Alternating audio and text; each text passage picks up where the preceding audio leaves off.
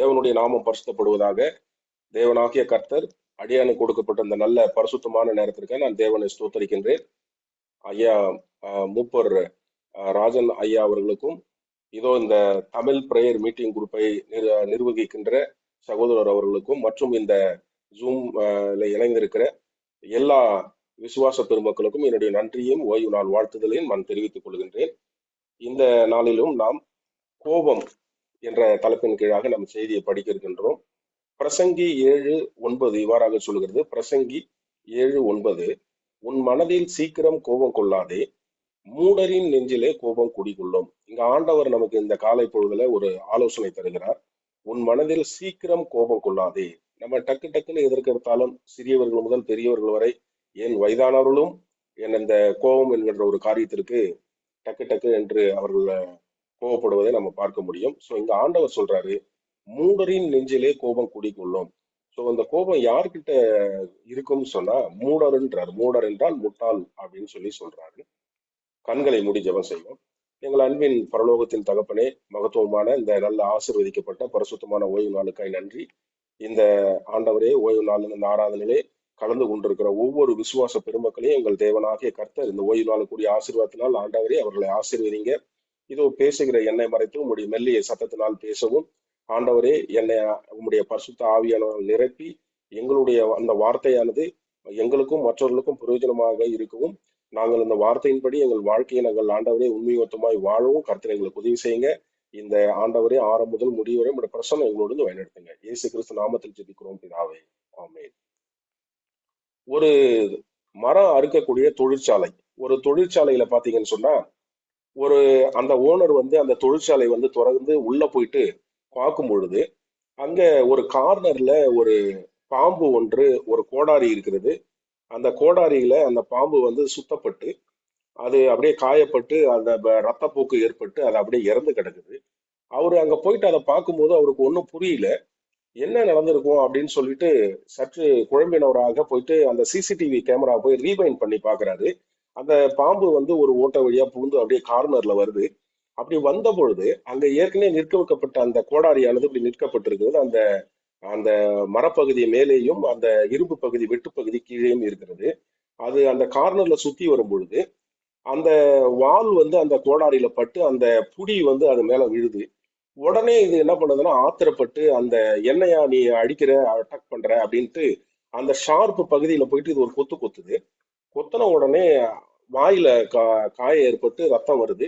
இன்னும் மூர்க்க கோபமா இது என்ன பண்ணுதுன்னு பாத்தீங்கன்னா, உன்னை நான் விட மாட்டேன் அப்படின்னு சொல்லி நினைச்சுக்கிட்டு, அதை பழி வாங்குறத நினைச்சுக்கிட்டு, அந்த ஷார்ப் பகுதி இருக்கு பாத்தீங்களா, அந்த வெட்டு பகுதி, கோடாரியினுடைய வெட்டு பகுதி, அதை இறுக்கிக்கிட்டு அப்படியே இறுக்கி அதை அட்டாக் பண்ற மாதிரி நினைச்சுக்கிட்டு அது இருக்குது ரொம்ப கண்மூடித்தனமா கோபத்துல. அப்படியே இறுக்கி அது அப்படியே காயமாகி, ஒவ்வொரு பகுதியா காயமாகி அப்புறம் ரத்தம் வெளியேறி அப்படியே அது இறந்து கிடந்ததை அவரால் பார்க்க முடிஞ்சது. இது இந்த பாம்பை போலதான் நிறைய நேரத்துல நாமளும் இருக்கிறோம். அதாவது ஒரு ஒரு ஒரு பழமொழி சொல்லுவாங்க, ஆத்திரக்காரனுக்கு புத்தி மட்டு, ஆத்திரக்காரனுக்கு புத்தி மட்டு. கோபம் படும்பொழுது நமக்கு அந்த புத்தி சிந்திக்கிற திறன் குறைந்து போயிடும். இங்க இந்த பாம்பு பாத்தீங்கன்னு சொன்னா, அதை பழி வாங்குறதா நினைச்சுக்கிட்டு அது தன் உயிரையே மாய்த்து கொண்டது அப்படின்னு சொல்லி பாக்குறோம். நிறைய நேரங்கள் இந்த பாம்பை போலதான் நம்ம என்ன பண்றோம், நாமளும் அந்த கோபம் என்கிற ஒரு விஷயத்துல இப்படி மாட்டிக்கிட்டு நம்ம சிக்கிறோம். இங்க the desire of ages 310, page number 310, chapter 56ல சொல்றாங்க எலன் வுட் அம்மையார், anger opens the heart to Satan whenever we get angry. நம்ம எப்பொழுதெல்லாம் கோவப்படுறோமோ அப்பெல்லாம் சாத்தான நம்மளுடைய இருதயத்துல, நம்ம வாழ்க்கையில நாமளே இன்விடேஷன் பண்றோம், சாத்தான உள்ள வைக்கிறோம். அதை தான் சொல்றாங்க, anger opens the heart to Satan.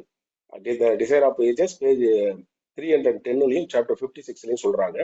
இதை நம்ம பைபிள்லயும் பாத்தீங்கன்னா எபேசியர் 4ஆம் அதிகாரம் வசனம் 26ல சொல்றாரு, நீங்கள் கோபம் கொண்டாலும் பாவம் செய்யாதிருங்கள், சூரியன் அஸ்தமிக்கிறதுக்கு முன்னதாக உங்கள் எரிச்சல் தனியே கிடவுது. ஒருவேளை நீங்க கோவப்பட்டாலும் உங்க கோபம் அன்னைக்கு சன்செட் ஆகுறதுக்குள்ள போயிட்டு நீங்க காம்ப்ரமைஸ் ஆகி சமாதானம் ஆயிடணும். அப்படி ஆகலைன்னா அதுக்கு அடுத்த வசனத்துல சொல்றாரு 27ல, பிசாசுக்கு இடம் கொடாமலும் இருங்கள். அப்படி ஒருவேளை நம்ம சமாதானம் ஆகல, அந்த கோபம் அப்படி இருக்குதுன்னா பிசாசு நமக்குள்ள இருக்கிறான். அததான் சொல்றாரு, பிசாசுக்கு இடம் கூடாதிருங்கள். ஏன் அப்படின்னா, அந்த கோபம் என்கின்ற காரியம் உள்ள இருக்கும் பொழுது anger plants the seeds of revenge and hatred. அப்ப அந்த கோபம் என்கின்ற காரியம் நம்ம மனசுக்குள்ள பழிவாங்கக்கூடிய எண்ணத்தையும் வெறுப்பையும் வந்து அது என்ன பண்ணுதுன்னா விதைக்கிறது. அப்ப அது வந்து ரொம்ப அதிகமாகி இன்னும் அடுத்தடுத்து இந்த பாம்பு செய்தது போல அதை பழி வாங்குறதா நினைத்து கொண்டு தன்னுடைய உயிரை வந்து மாய்த்து கொண்டதுன்னு நம்ம பார்க்கிறோம். இன்னொரு ஸ்காலர் சொல்றாங்க, கோபம் என்பது மற்றவர்கள் செய்கின்ற தப்புக்கு நமக்கு நாமே கொடுக்கின்ற தண்டனை.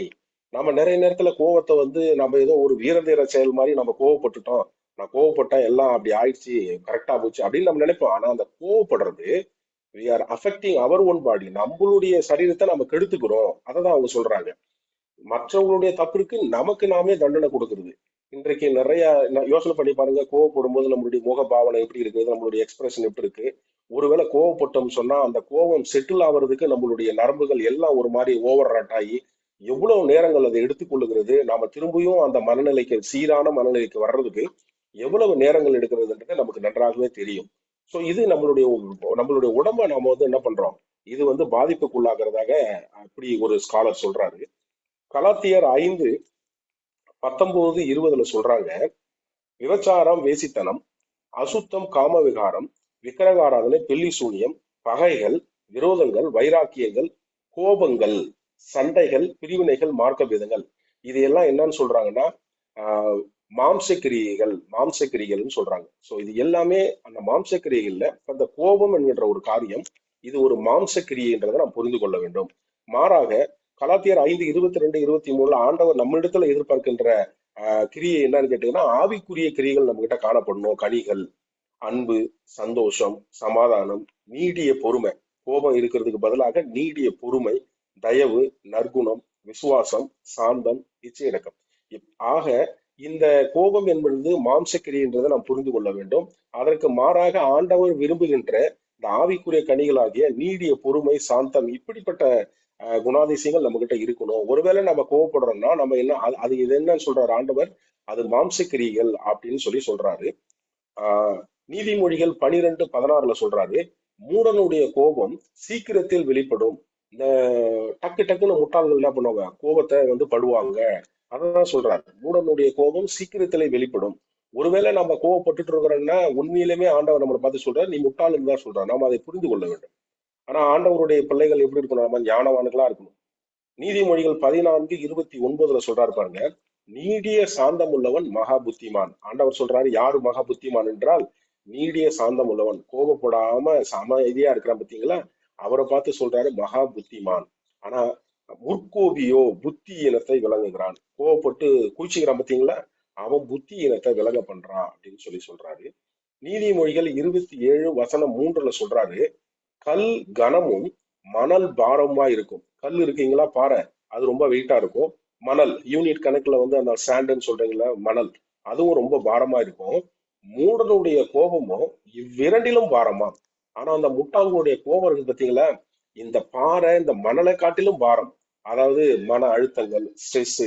நம்ம கோவப்படும் பொழுது உங்களுக்கே தெரியும் நன்றாகவே, நம்ம வயிற்றுக்குள்ள சில ஆசிட்ஸ் எல்லாம் என்ன பண்றது, சுரக்கிறது. அது நமக்கு பாதிப்பை வந்து உருவாக்குறதுன்றது நமக்கு நன்றாகவே தெரியும்.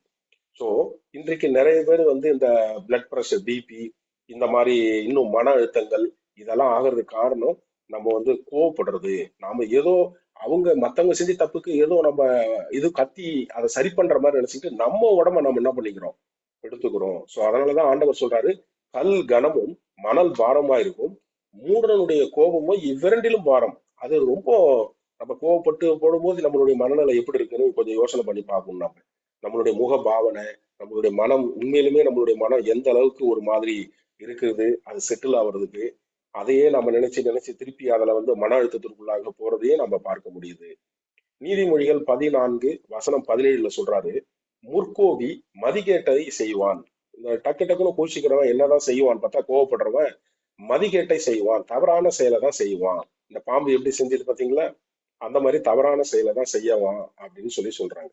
ஆக நமக்கு வேதாகமம் ஒரு ஆலோசனை கொடுக்கிறது, கோபம் என்பது புத்தியினர்களுடைய குணங்களில் ஒன்று. கோபம் என்பது அது மாம்சக்கிரியில் ஒன்றுன்னு பார்த்தோம். இரண்டாவது, கோபம் என்பது புத்தியினர்களுடைய குணங்களில் ஒன்று. நாம வந்து தேவனை பின்பற்றுகிறோம், நாம ஞானவான்கள், அறிவாளிகள். மகா புத்திமானா நம்ம இருக்கணும்னு நினைக்கிறோம். அதனால இந்த கோபம் என்கின்ற அந்த ஆவி, இந்த மாம்சக்கிரியை நமக்கு நம்மளுடைய வாழ்க்கையில வெளிப்படக்கூடாது என்பதை நாம் புரிந்து கொள்ள வேண்டும். சரி, இந்த கோபத்தோடு ஒத்து போகக்கூடிய இன்னும் ஒரு சில காரியங்களை நாம் பார்ப்போம். நீதிமொழிகள் 21:24 சொல்லுது, அகங்காரமும் இடும்புள்ளவனுக்கு பரியாசக்காரன் என்று பெயர், அவன் அகந்தையான சினத்தோடே நடக்கின்றான். அவன் எப்படி நடக்கிறான்? அகந்தையான சினத்தோடே. ஆக இந்த கோபத்துக்கு ஈக்குவலான வேர்டு அகந்தை. அப்ப ஒரு மனிதன் அகந்தையா நடக்கிறான்னா அவன் கோபத்தோட நடக்கிறான், அதுவும் கோபத்துக்கு ஈக்குவல்னு சொல்றாங்க. சொல்லுவோம் இல்லையா, ரொம்ப அகந்தையானவன் அவன், அகந்தையான பேச்சு, அகந்தையான செயல் செய்வான் அப்படின்னு சொல்றாங்க. இரண்டாவது, நீதிமொழிகள் 27:4 சொல்றாங்க, உக்கிரம் கொடுமை உள்ளது, கோபம் நிஷ்டூரம் உள்ளது. அப்ப அந்த கொடூரம் சொல்றோம் பாத்தீங்களா, அவன் ரொம்ப கொடூரக்காரன் அப்படின்னா என்ன, ரொம்ப கோபக்காரன் அப்படின்னு சொல்லுவாங்க. உக்கிரம் கொடுமை உள்ளது, கோபம் நிஷ்டூரம் உள்ளதுன்னு சொல்றாங்க. அப்ப அந்த கொடூரம் அப்படின்றதும் கோபத்திற்கு கிட்டத்தட்ட இணைந்தவை அப்படின்னு சொல்றாங்க. ஆதியாகமம் 49:7 சொல்றாங்க, உக்கிரமான அவர்கள் கோபமும் கொடுமையான அவர்கள் மூர்க்கமும் சபிக்கப்பட கடவுது. உக்கிரமான அவர்கள் கோபமும் கொடுமையான அவர்கள் மூர்க்கமும் சபிக்கப்பட கடவுது. அப்ப பாத்தீங்கன்னா மூர்க்கம், ரொம்ப மூர்க்கத்தனமானவன் அப்படின்னா அந்த வேர்டும் எதை குறிக்குதுன்னா ரொம்ப கோபத்தை தான் குறிக்குது என்பதை நம்ம புரிந்து கொள்ள வேண்டும். அடுத்தது என்ன சொல்றாங்கன்னா, இப்ப பொதுவா சண்டை வர்றதுக்கான மூல காரணம், அடிப்படை காரணம் என்னன்னு நமக்கு வேதம் சொல்லுதுன்னா, நீதிமொழிகள் 30:33, பாலை கடைதல் வெண்ணெயை பிறப்பிக்கும். பாலை கடைஞ்சோம்னா வெண்ணெய் வரும், மூக்கை பிசைதல் ரத்தம் பிறப்பிக்கும். இப்படி மூக்கையே பிசைஞ்சிட்டு இருக்கோம்னா ரத்தம் வரும். அப்படியே கோபத்தை கிண்டி விடுதல் சண்டையை பிறப்பிக்கும். அப்ப கோபத்தை போயிட்டு கிண்டி விடுறது, ட்ரிகர் பண்றது, அவங்கள ஸ்டிமுலேட் பண்றது. ஸோ அப்ப சண்டை வர்றதுக்கு முக்கிய காரணமே இந்த கோபம். அந்த கோபம் வர்ற மாதிரி அவங்களை நிண்டி விடுறது. ஸோ இதை நன்றாக நாம் புரிந்து கொள்ள வேண்டும். ஸோ நம்ம சண்டையை தவிர்க்கணும். அப்ப தவிர்க்கணும் என்றால் நாம் அந்த கோபப்படுறதுக்கு ஏதுவான அந்த நிண்டி விடுறது, கிண்டி விடுறதெல்லாம் நம்ம செய்யக்கூடாது. அடுத்தது பாத்தீங்கன்னா, கோபம், இப்ப எனக்கு உடல் பலம் இருக்கிறது, படை பலம் இருக்கிறது, பனை பலம் இருக்கிறது, அதிகாரம் இருக்கிறது, என்னால் எல்லாம் செய்ய முடியும் அப்படின்னு நினைச்சிட்டு நாம ஒரு எளியவனை பார்த்து கோவப்பட்டோம்னு சொன்னா ஆண்டவர் அந்த கோபத்தை பார்த்து கேட்பாரா கேட்க மாட்டாருன்னா பாருங்க. நீதிமொழிகள் 19, நீதிமொழிகள் 19 சொல்றாரு, கடுங்கோபி ஆக்கினைக்குள்ளாவான். கடும் கோபம் பண்றான் பாத்தீங்களா, ஒரு நீதியே இல்லாம ஒருத்தனை பார்த்து ரொம்ப கோபப்படுறான் பாத்தீங்களா, அததான் சொல்றாரு, கடுங்கோபி ஆக்கினைக்குள்ளாவான், அவன் தண்டனைக்கு உள்ளாவான் அப்படின்னு ஆண்டவர் சொல்றாரு. நீதிமொழிகள் 25:20 சொல்றாரு, தன் ஆவியை அடக்காலிருந்து போன பாழான பட்டணம் போல் இருக்கிறான். அதாவது தன் ஆவி, அந்த எமோஷனல்ல பண்றான் பத்தீங்களா, கோவப்படுறான் பத்தீங்களா, அந்த கோபத்தை அடக்காத மனுஷன் மதிலிருந்து போன பாழான அந்த பட்டணத்தை போல இருக்கிறான் அப்படின்னு சொல்ல சிம்பாலிக்கா அந்த பட்டணம் எப்படி அழிந்து போய் நாசமாக இருக்கிறதோ அதை போல போயிடுவான்றதான் ஆண்டவர் இங்க நமக்கு சொல்லுகிறார். கோவப்படும் பொழுது அவனுடைய வாழ்க்கை ஒன்றும் இல்லாம போயிடும் அப்படின்னு சொல்றாரு. இப்ப இந்த கோபத்தை நம்ம வராம தடுக்கிறது அல்லது கோபம் வராமல் இருக்கிறதுக்கு என்னன்றதை நம்ம பார்ப்போம். நீதிமொழிகள் 15:1 சொல்றாங்க. நீதிமொழிகள் 15:1, மெதுவான பிரதியுத்தரம் உக்கிரத்தை மாற்றும். மெதுவான பிரதியுத்தரம்னு சொன்னா, நாம ஒருவேளை வண்டியில போயிட்டு இருக்கோம், எதிர்கால வர்றது அவருதான் மேலதான் தப்பு இருக்கு, அவரு குறுக்கால வந்துட்டு நம்ம கிட்ட சாரி அப்படின்னு நம்மள்கிட்ட பொறுமையா சாரி அப்படின்னும் போது நம்ம என்ன பண்ணுவோம், ஓகே பரவாயில்லன்னு. ஆனா அப்படி இல்லாம அவர் என்ன கழி தெரியலையா அப்படின்னு அவர் எதிர்த்து பேசும்போது, அந்த குரலை உயர்த்தும் போது நம்ம என்ன பண்ணுவோம், நீ இது பண்றேன்னு சொல்லிட்டு அங்க கோவப்பட்டு சண்டை போடுறதுக்கு காரணமா இருக்கும். ஸோ அதனாலதான் சொல்றாங்க, மெதுவான பிரதியுத்தரம் உக்கிரத்தை மாற்றும். நாம பொறுமையா பதில் சொல்லணும்னு சொன்னா அந்த மென்மையான வார்த்தை அது கோபத்தை மாற்றும். கடுஞ்சொற்களும் கோபத்தை எழுப்பும். அப்ப கடுஞ்சொற்கள்னா ரொம்ப கடுமையான வார்த்தைகளை பேசும்போது அது கோபத்தை என்ன பண்ணும், நமக்குள்ள உருவாக்கும் என்பதை நம்ம புரிந்து கொள்ள வேண்டும். ஆக இந்த பாத்தீங்கன்னா, the best answer for anger is silent. The best answer for anger is silent. நம்ம எப்பப்பெல்லாம் கோவப்படக்கூடாதுன்னு நினைக்கிறோமோ அதுக்கு பொறுமையா நம்ம என்ன பண்ணணும், பொறுமையா இருந்துட்டு நம்ம போயிடணும். மெதுவான பிரதியுத்தரம் அப்படின்றத நம்ம பேசணும். கடுஞ்சொற்களை பேசும்போது கோபம் வரும், ஆனா நம்ம மெதுவான பொறுமையா பேசும்போது அந்த சண்டைகள் அமர்த்தப்படும்னு ஆண்டவர் சொல்றாரு. சங்கீதம் 37:8 சொல்றாரு, கோபத்தை நெகிழ்ந்து உக்கிரத்தை விட்டுவிடு, பொல்லாப்புக்கு செய்ய ஏதுவான எரிச்சல் உனக்கு வேண்டாம். இங்க ஆண்டவர் சொல்றாரு, கோபத்தை நெகிழ்ந்து உக்கிரத்தை விட்டுவிடு, கோபத்தையும் உக்கிரத்தை விட்டுடு, பொல்லாப்பு செய்ய ஏதுவான எரிச்சல். உங்களுக்கு நல்லா புரியும் நினைக்கிறேன். பொல்லாப்பு செய்ய ஏதுவான எரிச்சல் உனக்கு வேண்டாம். அந்த காயினும் ஆபேல பாத்தீங்கன்னு சொன்னா, ஆபேல் வச்ச காணிக்கை அங்கீகரிக்கும் பொழுது இப்ப காயினுக்கு என்ன ஆச்சு? அவனுடைய அவன் அவன் எரிச்சல் ஆகி அவனுடைய முகநாடி வேறுபட்டது. அதான் பொல்லாப்பு செய்ய ஏதுவான எரிச்சல். அந்த பொல்லாப்பு செய்வான ஏதுவான எரிச்சல் அங்க உண்டானதுனால, அந்த கோபம் உண்டானதுனாலதான் தன்னுடைய சகோதரனையே அவன் என்ன பண்ணான்? கொன்னான்றதை நம்ம பாக்குறோம். அதான் சொல்றாங்க, பொல்லாப்பு செய்ய ஏதுவான எரிச்சல் உனக்கு வேண்டாம். ஆண்டவர் சொல்றாரு, அந்த எரிச்சல் நமக்குள்ள இருக்கக்கூடாது அப்படின்னு சொல்றாரு. அடுத்தது சொல்றாரு, ஒருவேளை நீங்க கோபப்பட்டாலும் எபேசியர் 4:26 சொல்றாரு, நீங்கள் கோபம் கொண்டாலும் பாவம் செய்யாதீர்கள், சூரியன் அஸ்தமிக்கிறது முன்னாக நீங்க என்ன பண்ணுங்க, இவங்களுடைய எரிச்சல் வந்து தணிஞ்சு போயிடணும். ஏன்னு கேட்டா தொடர்ந்து அந்த கோபத்தோட இருப்பீங்க என்றா, நம்ம முன்னாடியே பார்த்தோம், anger plants the seeds of revenge and hatred. அதாவது கோபம் என்பது நம்மளுடைய மனதிலே பழிவாங்குதலையும் வெறுப்பையும் வளர்க்கிறது அப்படின்னு சொல்லி நம்ம பார்க்கிறோம். அப்படிதான் வந்து அங்க காயினுகிட்ட இருந்து தன்னுடைய சகோதரனை அவன் கொண்டான் அப்படின்னு சொல்லி பின்னாடி நம்ம ஒரு வசனத்தை நம்ம படிப்போம். சோ இங்க நமக்கு வந்து பாத்தீங்கன்னா, ஒருவேளை கோவப்பட்டாலும் நம்ம போயிட்டு சமரசம் ஆயிடணும் அப்படின்னு ஆண்டவர் சொல்றார். கோபத்தோட இருக்கக்கூடாது. எப்பெல்லாம் நம்ம கோபத்தோட இருக்கிறோமோ அப்பெல்லாம் நம்ம சாத்தானை வந்து நம்ம என்ன பண்றோம், நமக்குள்ள அனுமதிக்கிறோம். அவன் வந்தான்னு சொன்னா நம்மள என்ன பண்ணுவான், நம்மளுடைய வாழ்க்கைக்கு அழிவானதை அவன் செஞ்சுட்டு போயிடுவான். 1 தீமோத்தேயு 2:8 சொல்றாங்க, அன்றியும் புருஷர்கள் கோபமும் தர்க்கமும் இல்லாமல் ஜெபம் பண்ண வேண்டும் என்று விரும்புகிறேன். அப்ப கோபம் வரக்கூடாதுன்னா நம்ம இந்த தர்க்கத்தை தவிர்த்துட்டு பரிசுத்தமான கைகளை உயர்த்தி எல்லா இடங்கள்லயும் நம்ம ஜெபம் பண்ணணும். நம்ம ஜெபம் பண்ணும்போது அந்த கோபனுடைய சிந்தை நமக்கு வராமல் இருக்கும் அப்படின்னு நமக்கு ஆண்டவர் ஆலோசனை கொடுக்கின்றார். நீதிமொழிகள் 29:8 சொல்றாரு, பரியாசக்காரர் பட்டணத்தை தீக்குளித்து விடுகிறான், ஞானிகளோ குரோதத்தை விளக்குகிறான். குரோதம் என்றாலும் கோபம். அப்ப அந்த குரோதத்தை வந்து வந்து பாத்தீங்கன்னா விலக்கி விட்டு சமாதானமா பண்றவங்க யாருன்னு கேட்டா ஞானிகள். அப்ப இதை நம்ம புரிஞ்சுக்கணும். இந்த பட்டணத்தை வந்து தீ குளித்து விடுகிறான் அப்படின்னா சில பேர் வந்து ட்ரிகர் பண்ணுவாங்க, ஸ்டிமுலேட் பண்ணுவாங்க. ஆனா ஞானவான்கள் என்ன பண்ணுவாங்கன்னு கேட்டா அந்த குரோதத்தை வந்து விளக்குவார்கள். அப்படின்னா அப்படியே ஒருவேளை ஒருத்தர் வந்து நம்மள வந்து இப்படி அப்படின்னு சொல்லும் பொழுது நம்ம என்ன பண்ண, ஜெபத்தோட பொறுமையா அப்படியே அதை கடந்து போயிடணும். அதை நம்ம ரியாக்ட் பண்ணக்கூடாது. அததான் இங்க சொல்றாங்க, ஞானிகளோ குரோதத்தை விளக்குகிறாங்க. ஒருவேளை நமக்கு வந்து கோவப்படுற மாதிரி ஒரு சூழ்நிலை அமைச்சு ஒருத்தர் மூலியம் வருதுன்னா கூட நம்ம அதை என்ன பண்ண, அப்படியே கடந்து போயிடணும். கோபப்படுவதற்கு வந்து நம்ம தாமதப்படணும். நீதிமொழிகள் 15:18 சொல்லுது, கோபக்காரன் சண்டையை எழுப்புகிறான், நீடிய சாந்தம் உள்ளவன சண்டையை அமர்த்துகிறான்.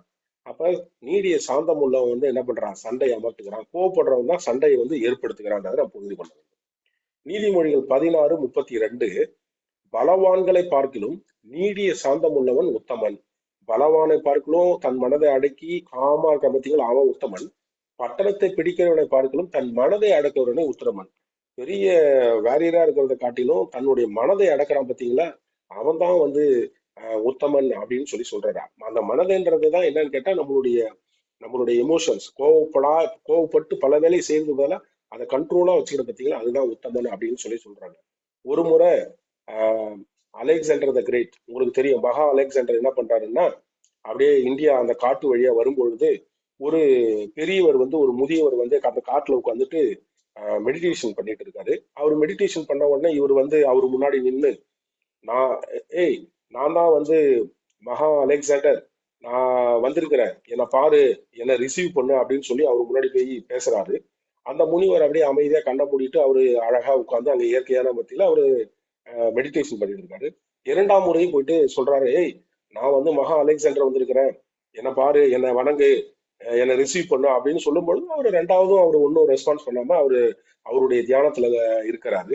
3ஆவது முறை இவர் கத்த ஆரம்பிக்கிறார், ஏய் நான் யார் தெரியுமா, நான் சொல்றேன், நீ என்ன ஒண்ணுமே பார்க்க மாட்டேற அப்படின்னு ரொம்ப கோவத்தினுடைய உச்சிக்கு போயிட்டு கத்த ஆரம்பிக்கிறாரு. அப்புறம் அப்படியே பொறுமையா அந்த முனிவர் வந்து கண்ணை திறந்தாரு. கண்ணை திறந்து அவர் பேசின முதல் வார்த்தை, என் அடிமையின் அடிமையே சொல் உனக்கு என்ன வேண்டும் என்றார். என் அடிமையின் அடிமையே சொல் உனக்கு என்ன வேண்டும்.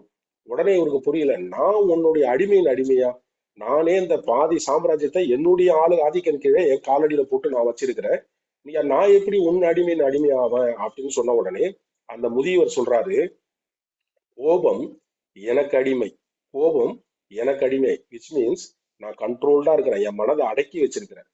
கோபம் எனக்கு அடிமை, அந்த கோபத்திற்கு நீ அடிமை. நீ இப்ப கோபப்பட்ட இல்லையா, அந்த கோபம் உன்னை அடிமைப்படுத்தி வச்சிருக்கு இல்லையா, அதனால அந்த கோபத்துக்கு நீ அடிமை அப்படின்னு சொல்றாங்க. இதே போலதான் நம்ம நிறைய நேரத்துல என்ன பண்றோம், இந்த கோபத்திற்கு அடிமையாகி நம்மை நாம் கட்டுப்படுத்தாமல் இருக்கிறோம் என்பதை நாம் புரிந்து கொள்ள வேண்டும். நீதிமொழிகள் 19:11 சொல்லுகிறது. நீதிமொழிகள் 19:11, மனுஷனுடைய விவேகம் அவன் கோபத்தை அடக்கும், அவன் கோபத்தை அடக்கும், குற்றத்தை மன்னிப்பது அவனுக்கு மகிமை. நாம முதல்ல பாத்தீங்கன்னா அவனுடைய தப்பை நம்ம மன்னிக்கணும். இது நம்ம நினைப்போம், ஒரு வேலை எப்படி தப்ப நம்ம மன்னிக்கிறது, அவன் என்னை அடிச்சுட்டான், என்னை சட்டையை பிடிச்சு இழுத்தான், என்ன இப்படி பேசிட்டான் அப்படின்னு நம்ம ஒருவேளை சொல்லி நம்ம நியாயப்படுத்தி கோவப்படுறதுக்கு முயற்சி பண்ணுவோம். ஆனா நம்ம எப்பொழுதுமே எங்க பார்க்கணும்னு கேட்டா, நாம கல்வாரியை பார்க்கணும், அந்த சிலுவையை பார்க்கணும். அவருடைய ஆடையை கிழித்து சீட்டு போட்டு பரியாசம் பண்ணாங்க, கன்னத்துல அரைந்தாங்க, தலையில கொட்டினாங்க, ஈட்டியை வச்சு குத்துட்டாங்க, கசப்பான காடியை வந்து அவர் கொடுத்தாங்க, முள்முடி கிரீடத்தை வந்து இது பண்ணாங்க. இப்படி பல்வேறு காரியங்களை அவர் அந்த சிலுவையில வந்து அவரை டார்ச்சர் பண்ணும்போது அவர் யாருக்கிட்டையும் கோவப்படல. மாறாக அவர் என்ன பண்ணாரு, இவர்களுக்காக ஜெபம் பண்ணாரு. பிதாவே, இவர்கள் செய்வது என்னதென்று அறியாது செய்கிறார்கள், இவர்களை மன்னியும் அப்படின்னு சொல்லி ஜெபம் பண்ணார். அததான் இங்க வசனம் சொல்லுது, மனுஷனுடைய விவேகம் அவன் கோபத்தை அடக்கும். ஸோ நம்ம திங்க் பண்ணி இதை பார்க்கணும். நம்ம whenever we get angry, we have to look the cross. நம்ம வந்து அவருடைய சிலுவையை நம்ம பார்க்கணும். அந்த கிராஸை பார்த்தோம்னா அங்க ஆண்டவரை எப்படி எல்லாம் பண்ணாங்க, அங்க அவர் யாருக்கிட்டையுமே கோபப்படலையே.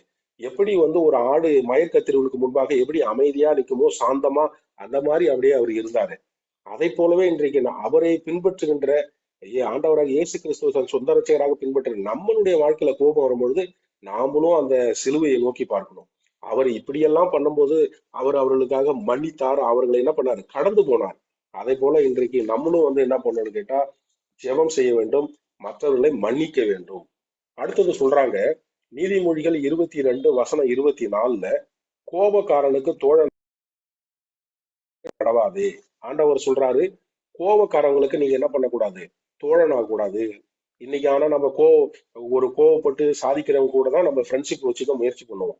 அவரு கூட போனா அவரு சண்டை போட்டு எல்லாம் நம்ம பண்ணி கொடுத்துருவாருன்னு. ஆனா இங்க வசனம் சொல்லுது, கோபக்காரனுக்கு தோழன் ஆகாது. கோபப்படுறவங்க கிட்ட நீ இப்ப ஃப்ரெண்ட்ஷிப் வச்சுக்காத, உக்கிரமுள்ள மனுஷனுடைய நடவாது, கோபத்தோட இருக்கிறவங்க கூடயே நீ போகாதன்னு ஆண்டவர் நமக்கு சொல்றாரு. இப்ப வந்து பாத்தீங்கன்னு சொன்னா, வேதாகமத்துல யாரெல்லாம் கோவப்பட்டாங்கன்னு சொல்லி பார்த்து நம்ம முடிக்க போறோம்.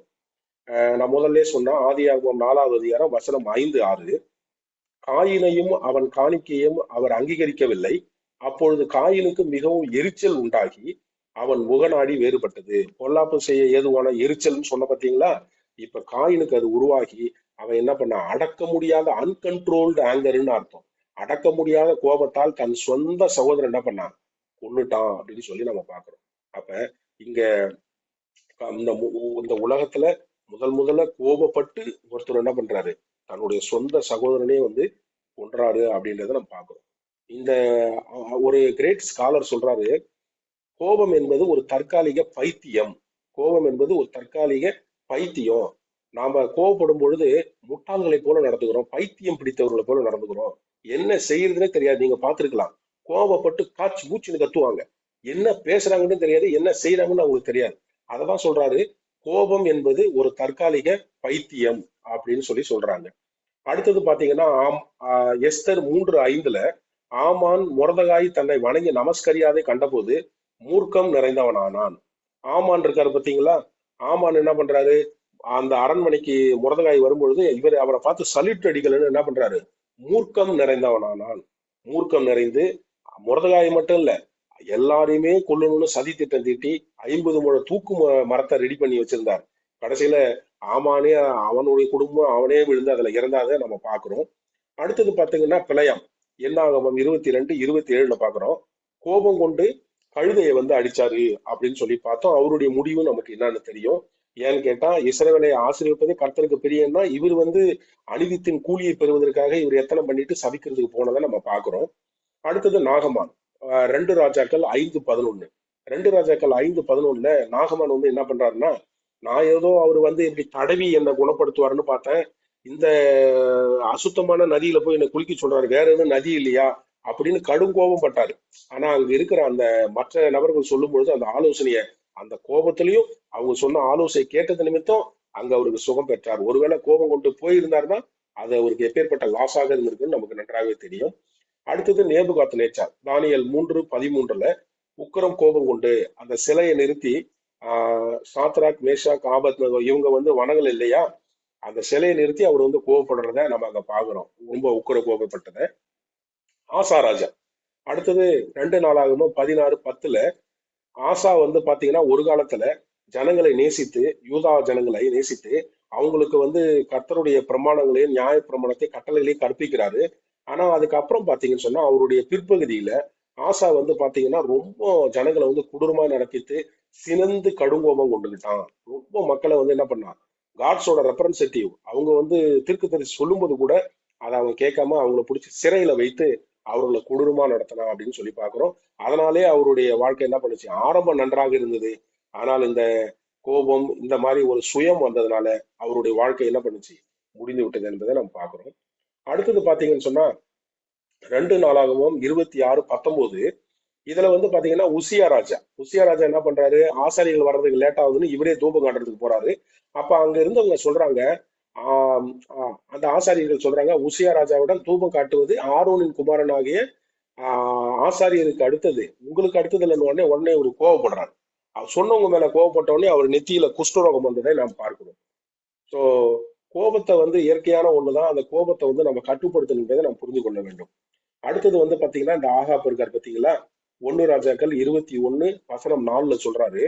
ஆகாப் உங்களுக்கே தெரியும், ராஜா என்ன பண்றாரு, நாபத்திடம் போயிட்டு அந்த தோட்டத்தை எனக்கு கொடுன்னு கேக்குறாரு. அவரு உடனே இல்ல நாங்க உங்களுக்கு கொடுக்க மாட்டோம்னு உடனே இவர் வந்து என்ன பண்றாருன்னு கேட்டா, அந்த வசனத்தை நீங்க படிச்சீங்கன்னு சொன்னா வசனம் 4 அதுல படிக்கும்பொழுது அவர் உடனே வந்து கோபத்தோட சினந்து சலிப்பும் சினமும் வந்து தன் வீட்டுல வந்து படுத்துக்கிறாரு. அவங்க மனைவி எசபேல் வந்து என்னன்னு விசாரிக்கிறாங்க. விசாரிக்கும் போது அவர் சொல்றாரு. உடனே அவங்க 2 ஃபால்ஸ் விட்னஸ் ரெடி பண்ணி இவர் அகேன்ஸ்டா பண்ணி அவங்க எடுத்துக்கிறாங்க. எடுத்துக்கிட்ட உடனே அப்ப எலியா கிட்ட ஆண்டவர் சொல்றாரு, நீ போயிட்டு என்ன பண்ண, ஆகாபிட்ட போய் சொல்லு, அந்த நாபோத்தினுடைய ரத்தத்தை நக்கின நாய்கள் அதே இடத்துல ஒரு ரத்தத்தையும் வந்து என்ன பண்ணும், உன்னுடைய சதையும் வந்து நாய்கள் தின்னும், உன்னுடைய சதையை வந்து பறவைகள் தின்னும் அப்படின்னு சாபத்தை சம்பாதித்து கொண்டான். இங்க கோபப்பட்டு சினந்து போய் வீட்டுல போய் இருந்தது நிமித்தம் சாபத்தை சம்பாதித்து கொண்டான். இன்றைக்கும் நம்ம நிறைய நேரத்துல நம்ம என்ன பண்றோம், கோவப்பட்டு நமக்கான சாபத்தை இந்த இந்த ஆகாபை போல நாம் பெற்றுக்கொள்ள கூடாது என்பதை புரிந்து கொள்ள வேண்டும். அடுத்தது அப்போஸ்தலர் 7:53-54 இங்க வந்து பாத்தீங்கன்னா ஸ்தேவான் என்ன பண்றாருன்னு கேட்டா, நியாயப்பிரமாணத்தை நீங்க பெற்றிருந்தும் அதை கீழ்ப்படியாம இருக்கிறீங்களே அப்படின்னு சொன்ன உடனே அங்க இருந்த எல்லாரும் என்ன பண்றாங்க, மூர்க்கம் அடைந்து அவனை பார்த்து பல்லை கடித்தார்கள். மூர்க்கம் அடைந்து அவனை பார்த்து, ஏன் நியாயப்பிரமாணத்தின்படி நீங்க வாழல, உங்களுக்கு கொடுத்துருக்காதுன்னு பார்த்தா அவங்க எல்லாம் பல்லை கடித்தார்கள், அவனை கல்லெறிந்தே கொண்டார்கள் சொல்லி நம்ம பாக்குறோம். சோ அது எப்பேற்பட்ட ஒரு தவறு என்பதை நாம் தெரிந்து கொள்ள வேண்டும். ஸோ கோபம் என்பது பாத்தீங்கன்னா நம்மளுடைய உறவுகளை கூட என்ன பண்றதுன்னு கேட்டா அது ஈஸியா வந்து என்ன பண்றோம், நம்மளுடைய அமைதியை கெடுத்துரும், நம்மளுடைய குடும்பத்துல இருக்கிற அந்த ஹார்மோனி நல்லிணக்கத்தை கெடுத்துரும், ஆவிக்குரிய வாழ்க்கையை கூட அந்த கோபம் என்பது கெடுத்துரும் என்பதை நாம் புரிந்து கொள்ள வேண்டும். நம்ம ஜெபித்து அந்த கோபத்தை வந்து மேற்கொள்ள வேண்டும். கொலோசியர் 3:8 சொல்றாங்க, இப்பொழுது கோபமும் மூர்க்கமும் பொறாமையும் உங்கள் வாயில் பிறக்கலாகாத தூஷணமும் வம்பு வார்த்தைகளுமாக இவைகள் எல்லாம் விட்டு விலகி விடுங்கள். சோ இந்த கோபம் என்கின்ற மூர்க்கம் என்கின்ற அந்த காரியத்தை எல்லாம் நம்ம வந்து என்ன பண்றோம், விட்டு விலகி விட வேண்டும். கொலோசியர் 3:8 சொல்லுகிறது. எபேசியர் 4:31 சொல்லுகிறது, சகல விதமான கசப்பும் கோபமும் மூர்க்கமும் கூக்குரலும் தூஷணமும் மற்ற எந்த துர்க்குணமும் உங்களை விட்டு நீங்க கடவுது. சோ இங்கேயும் திருப்பி சொல்றாரு, கோபம் மூர்க்கம் இந்த விஷயங்கள்லாம் உங்களை விட்டு என்ன பண்ணுங்க, நீங்க கடவுது. எபேசியர் 4:32 சொல்றாரு, ஒருவருக்கு ஒருவர் தயவாயும் மன உருக்கமாயும் கிறிஸ்து உங்களுக்கு மன்னித்தது போல நீங்களும் ஒருவர் என்ன பண்ணுங்க, மன்னிங்க. ஆண்டவர் நம்மளுடைய தப்பிதங்களை மன்னித்தது போல நாம என்ன பண்ணோம், மற்றவங்களுடைய தப்பித்தை மன்னித்தது ஒருவருக்கு ஒருவர் அன்பா மன உருக்கமா போயிடணும், நமக்குள்ள அந்த கோபம் வரக்கூடாது அப்படின்னு சொல்றாங்க. இங்க அட்வென்டிஸ்ட் ஹோம் பேஜ் நம்பர் 439 சொல்றாங்க, hard words beat upon the heart through the ear. அதாவது கோவப்பட்டு நம்ம பேசுற அந்த கடினமான வார்த்தைகள் நம்மளுடைய காது வழியாக போய் இருதயத்துல ஒரு பெரிய அடியை கொடுத்து awakening to light the worst patience of the soul and tempting men and women to break God's commandments. அதாவது நாம வந்து சத்தியத்துல இருப்போம், நாம வந்து என்ன பண்ணுவோம்னு கேட்டா திடீர்னு எதிர்பார்க்காத விதமா அவங்க எதிர்பார்க்காத விதமா அன்பை பத்தி பொறுமை பத்தி பேசுற நம்ம திடீர்னு அவங்க முன்னாடி போயிட்டு கோவப்படும் பொழுது அந்த கோவப்பட்டு பேசக்கூடிய அந்த ஹார்ட் வேர்ட்ஸ், கடின வார்த்தைகள் அவங்க காது வழியா போய் இருதயத்துல ஒரு அடியை கொடுத்து அவங்களுக்குள்ள ஒரு worst passions of the soul, ஒரு தவறான ஒரு காரியம் அவங்களுக்குள்ள வந்து tempting men and women to break God's commandment. அவங்க என்ன பண்றாங்கன்னா சத்தியத்தை விட்டே போயிடுறாங்க, அவங்க பிரமாணத்தை விட்டே போயிடுறாங்க. அதுக்கும் நம்ம காரணமா மாறிடுறோம் நாம பேசுற அந்த கோவத்துல பேசக்கூடிய அந்த வார்த்தைகள். ஆக கோவத்தை நம்ம கரெக்டா என்ன பண்ணணும், மத்தவங்க சத்தியத்தை விட்டு போறதுக்கு எதுவா இப்படி பண்ணோம்னு சொன்னா ஆண்டவர் நம்மளை சும்மா விட மாட்டாருன்னு நம்ம புரிந்து கொள்ள வேண்டும். சொல்லுவாங்க ஆங்கிலத்துல, ஆங்கர் டசன்ட் சால்வ் எனிதிங். கோவத்தால ஒன்னையும் சாதிக்க முடியாது. இட் பில்ட்ஸ் நத்திங், அதனால ஒன்னையும் கட்ட முடியாது. But it can destroy everything. ஆனா கோபம் வரும்போது அது எல்லாத்தையும் அழிச்சிடும் அப்படின்றத நம்ம பாக்குறோம். கடைசியாக ஒரே ஒரு இதை மட்டும் வாசித்து நான் முடிப்போம். when anger burn in the soul, when anger burn in the soul, நம்மளுடைய இருதயத்துல கோபம் என்கின்ற ஒரு நெருப்பு எரியும் பொழுது Satan warms himself at this fire. Satan வந்து என்ன பண்றான்னு கேட்டா, இந்த நெருப்பு என்கின்ற கோபம் நமக்குள்ள வரும்பொழுது சாத்தான் அந்த நெருப்பாகிய அந்த கோபத்துல நல்லா குளிர் காயறான். அப்படின்னா நம்மளை வச்சு என்னென்னலாம் தப்பா செய்ய முடியுமோ, தப்பா பேச முடியுமோ அதையெல்லாம் செய்யறான். அதனால இதை நாம் நன்றாக மனதில் வைத்துக் கொள்ள வேண்டும். when anger burn in the soul, Satan warms himself at this fire. So கோபம் உருவாகும் பொழுது அந்த கோபத்துல சாத்தான் என்ன பண்றான், நல்லா நம்மளை வச்சு குளிர் காயறான், நம்மளை தப்பா மிஸ்யூஸ் பண்றான் அப்படின்றத நம்ம புரிந்து கொள்ள வேண்டும். கடைசியா பாத்தீங்கன்னு சொன்னா யாக்கோபு 1:19 சொல்றாரு, ஆண்டவர் ஒரு ஆலோசனை கொடுக்கிறார். ஆகையால் என் பிரியமான சகோதரரே, யாவரும் கேட்கிறதற்கு தீவிரமாயும் பேசுகிறதற்கு பொறுமையாயும் கோபிப்பதற்கு தாமதமாயும் இருங்கள். கோபப்படுறதுக்கு என்ன பண்ணுங்க, தாமதமா இருங்க. ஏன்னு கேட்டா அடுத்த வசனத்துல சொல்றாரு, யாக்கோபு 1:20, மனுஷருடைய கோபம் தேவனுடைய நீதியை நடப்பிக்க மாட்டாது. மனுஷனுடைய கோபம் வந்து தேவனுடைய நீதியை வந்து நடப்பிக்காது. ஏன்னு கேட்டா அவன்கிட்ட அந்த கோபம் வரும்பொழுது நம்ம பிசாசு நமக்குள்ள இடம் கொடுக்குறோம். பிசாசு வந்த உடனே அவனுக்குள்ள நமக்குள்ள வெறுப்பையும் நமக்குள்ள பழி வாங்கக்கூடிய உணர்ச்சியும் கொடுக்கும் பொழுது அப்புறம் எப்படி நம்ம பிரமாணத்தின்படி இருப்போம், தேவனை நேசிப்போம், நம்மளுடைய சக மனிதர்களை நேசிப்போம். ஆக மனுஷனுடைய கோபம் தேவனுடைய நீதியை நடப்பிக்க மாட்டாது. ஸோ நாம என்ன பண்ணோம், இதை நல்லா புரிந்து கொண்டு நம்ம ஆண்டவரை வணங்குற நம்மளுடைய அனுதின காலை தியானத்துல ஆண்டவரிடத்துல அதிக நேரம் ஸ்பெண்ட் பண்ணி, ஆண்டவரே என்னுடைய ஆவிக்குரிய வாழ்க்கையும் என்னுடைய குடும்பத்தையும் மற்ற நபர்களுக்கு பிரச்சனையை உண்டாக்கக்கூடிய அந்த கோபம் என்கின்ற ஒரு காரியத்தை என்னிடத்திலிருந்து எடுத்து போடும் அப்படின்னு நம்ம ஜெபிக்கும் போது நிச்சயமாகவே தேவன் என்ன பண்ணுவாரு, நமக்குள்ள இந்த கோபத்தை நம்மளிருந்து எடுத்து நம்மை சாந்த குணம் உள்ளவர்களாகவும் பொறுமை உள்ளவர்களாக நம்மை மாற்றுவார். கர்த்தர் தாமே உங்கள் யாவரையும் ஆசீர்வதிப்பாராக. ஆமென்.